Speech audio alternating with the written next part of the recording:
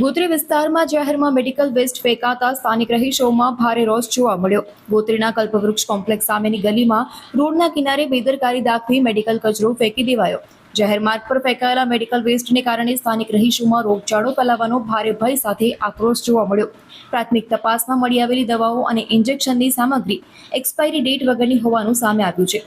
કોઈ હોસ્પિટલે કચરો ઠાલવ્યો કે પછી કોઈ મેડિકલ સ્ટોરે પુરાવા છુપાવવા આ કરતૂત કરી આ અંગે રહસ્ય ઊભું થયું છે।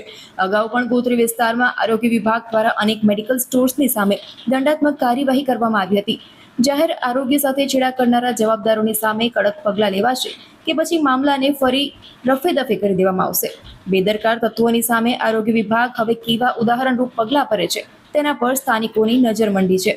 આ ગોત્રી મોટું દવાખાનું છે ગોત્રી, એની સામે જે રસ્તો છે ત્યાંથી હું જઈ રહ્યો હતો ત્યારે મેડિસિન મેં જોઈ અને આ સરકાર એની બાજુમાં જ એક્ઝેક્ટ એમના સ્ટુડન્ટોનું ક્વાર્ટર્સ છે, બિલ્ડિંગ છે અને બધી મેડિસિન રનિંગ છે, ઓવરડેટ નથી એક બી।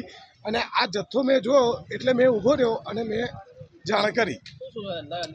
એમાં ડ્રગ્સ ઇન્જેક્શન છે, ક્રીમ છે, ટેબ્લેટ છે, ફેસ પેક છે, બધું બધી ટાઈપની ક્રીમ, ઇન્જેક્શન, ટેબ્લેટ બધું જ છે। શું આ સાહેબ આ યોગ્ય જ નથી, આ હજુ એક્સપાયર થયેલું જ નથી, આ બધું રનિંગ આઇટમ છે તો આ ફેંકવાનું કારણ શું? આ બધું રનિંગ આઇટમ છે। આ અહીંયા જોયું મેં કે કેટલું બધું પડેલું છે, એમાં અમે ધ્યાન કરી, એમાં ડ્રગ્સ બી છે મેડિસિન। અને આ નવનાથ વાળો જે ગોત્રીથી અંદર જઈએ છે એ રોડ પર રસ્તામાં ફેંકેલી છે બધી ટેબ્લેટો। હવે સાહેબ કાર્યવાહી તો હવે આગળ ઉપર લગીને આનું જાણ થાય ત્યારે ખબર પડે કે શું થાય, કેમ કે આ તો બધું એમ જ છોડી દે છે બધા। મારું નામ રાકેશ વસાવા છે અને હું ગોત્રી અહીંયા નવનાથમાં રહું છું।